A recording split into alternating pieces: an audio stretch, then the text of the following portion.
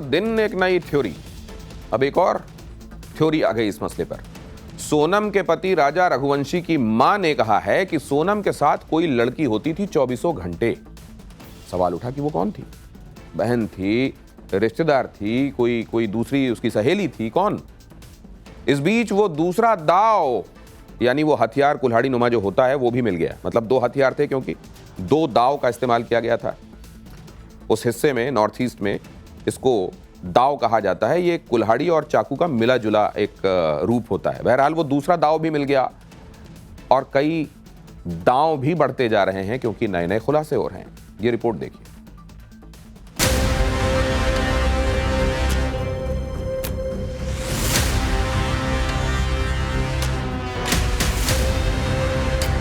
और मास्टरमाइंड तो कोई और है भी, क्योंकि इसके पीछे और भी कोई है। मतलब अब इसमें से मेरे को ये नहीं पता कि उनका नाम ही याद नहीं है ना मेरे को कि कौन है वो 4 लड़की में से।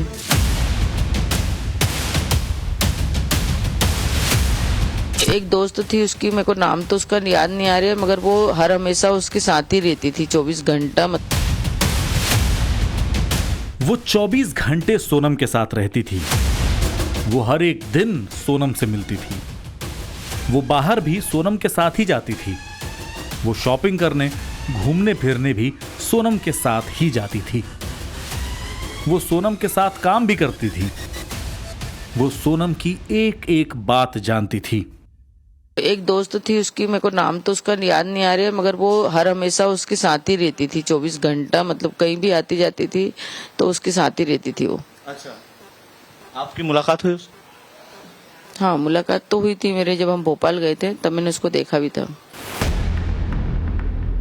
राजा की मां उमा रघुवंशी खुद सोनम की इस दोस्त से मिल चुकी हैं, उसे देख चुकी हैं, उसके और सोनम की दोस्ती के बारे में जानती हैं, बस उस लड़की का नाम नहीं जानती।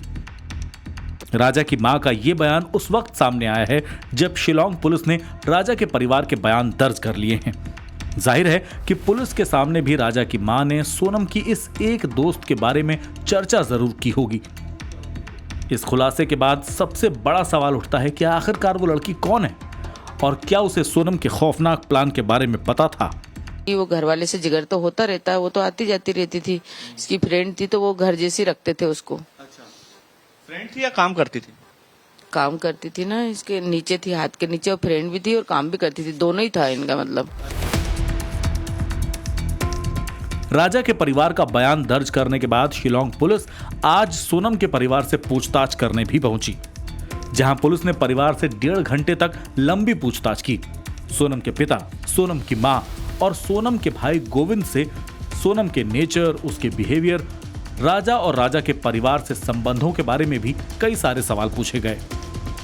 स्टेटमेंट लेना है, बयान लेने के लिए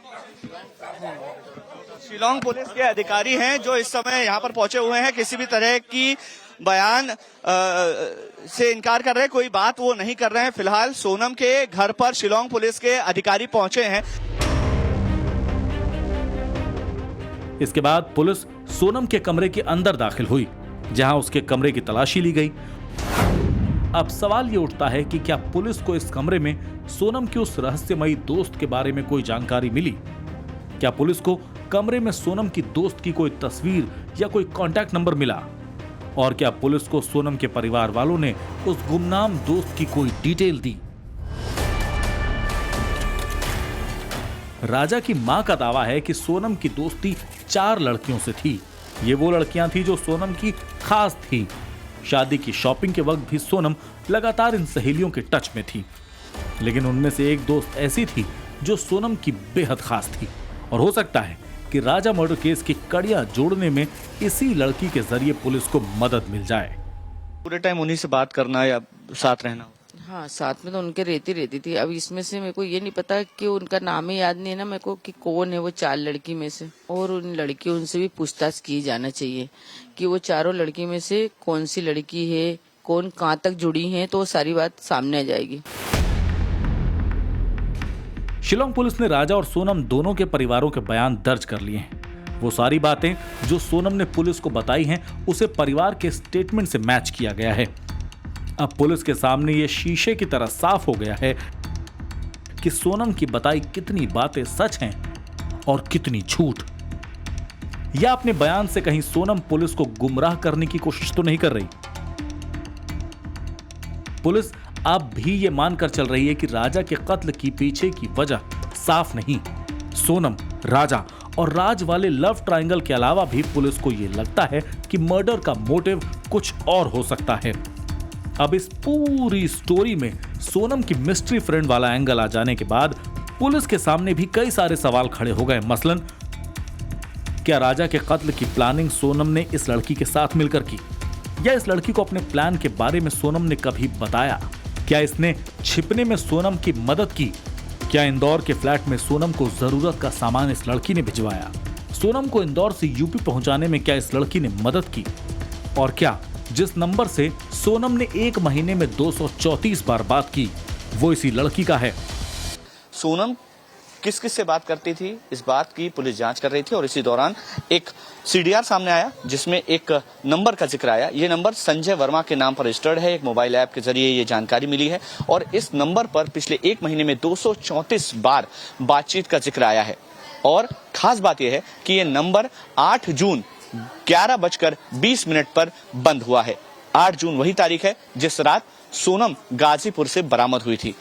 अब इस नंबर पर पुलिस को शक है कि ये नंबर या तो उस शख्स का है जो अभी तक जांच के दायरे में नहीं आ पाया है, या फिर फर्जी नाम से इस सिम को लिया गया था और उस नंबर से लगातार सोनम किसी से संपर्क में थी।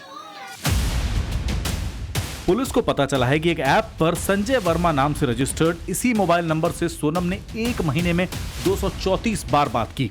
और सबसे ज्यादा चौंकाने वाली बात यह सामने आई है कि यह नंबर 8 जून को 11:20 पर ऑफलाइन हो गया। 8 जून वही तारीख है जब आधी रात को सोनम ने यूपी के गाजीपुर आकर सो कॉल्ड सरेंडर किया।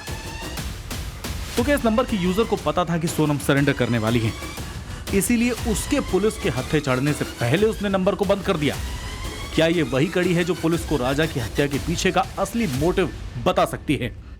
एक संजय नाम भी सामने आया, उसमें गोविंद भाई क्या कहेंगे? मुझे उसका आइडिया ही नहीं भैया, अभी आज ही आया वो सामने। कोई इस कैरेक्टर को सोनम की मिस्ट्री फ्रेंड बता रहा है, कोई इसे राजा के कत्ल का मास्टरमाइंड कह रहा है, इस स्टोरी का मेन विलन कह रहा है। अलग अलग एंगल सामने आने की वजह से यह क्लियर नहीं हो पा रहा कि आखिर ये कैरेक्टर है कौन। इस राज से पर्दा तभी उठेगा जब पुलिस को सोनम का फोन मिल जाएगा। पुलिस को अब तक यह पता था कि सोनम के पास 2 फोन हैं, लेकिन कल हुए क्राइम सीन रिक्रिएशन के बाद पुलिस को पता चला कि सोनम ने अपने साथ 3 फोन रखे हुए थे। हत्या के बाद सोनम ने आकाश को अपना फोन दिया। आरोपी आकाश ने सोनम के फोन को तोड़कर उसे ठिकाने लगाया। पुलिस को पता चला है कि मर्डर स्पॉट पर ही सोनम ने अपने फोन स्विच ऑफ कर दिए थे। राजा का फोन सोनम ने खुद तोड़ा। सोनम ने अपना एक फोन इंदौर में एक्टिव किया। व्हाट्सएप चेक करने के लिए सोनम ने अपना सिम एक्टिव किया और यही उसकी भूल साबित हुई। पुलिस इंदौर, गुवाहाटी और यूपी के कई इलाकों में सर्च ऑपरेशन चला रही है। शिलोंग पुलिस को उम्मीद है कि जिस तरह उन्होंने राजा की हत्या में इस्तेमाल हुए दाव को ढूंढ निकाला, ठीक उसी तरह उन्हें सोनम और उसके कातिल साथियों के फोन के बारे में भी जानकारी मिल जाएगी।